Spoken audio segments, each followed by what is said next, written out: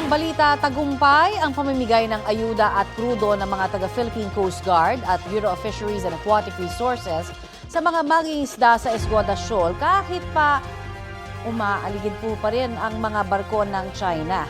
Balitang hatid ni Bam Alegre.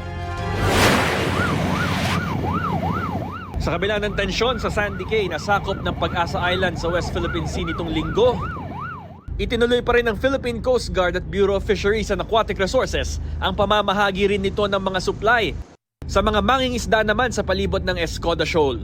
30 nautical miles pa ang layo nila mula sa mismong shoal o bahura dahil sa pangaharang ng China Coast Guard. Mas konti tuloy ang huli nila na 1 tonelada pa lang na isda kahit paubos na ang mga supply. Hirap sir kasi hindi na makapasok sa ibang mga bahura. Diyan lang kami sa mga malalapit. Kaya mahina. Pwede kayo makapasok, sir? Hinaharang kami ng mga Chinese Coast Guard. Katunayan, kahit ang pwesto ng aming BFAR vessel, may mga nakabantay na Chino. Nakikita ninyo sa aking likuran, may 2 barko ng China Coast Guard na nandito sa ating paligid, nakabantay sa atin habang isinasagawa ng BFAR itong paghahatid ng mga supply sa mga mangingisda malapit dito sa Escoda Shoal. 40 bangka ng mga mangingisda ang nahatira ng ayuda at krudo sa Escoda Shoal. Binili na rin ng BFAR ang mga huli nilang isda at inipon sa fish carrier na MV Mamalakaya ng BFAR. Menos sa gastos. Kaya salamat po kami na may supply na ganitong mga fuel. Ano na kayo katagal sa laot?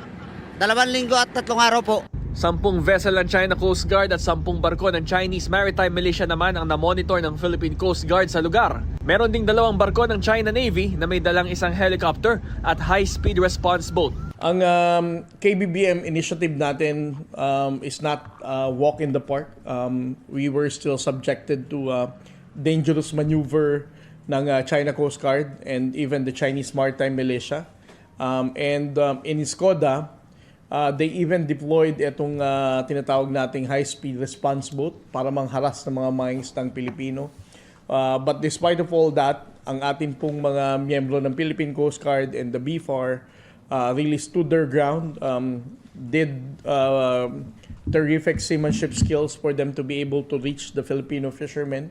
Bam Alegre, nagbabalita para sa GMA Integrated News.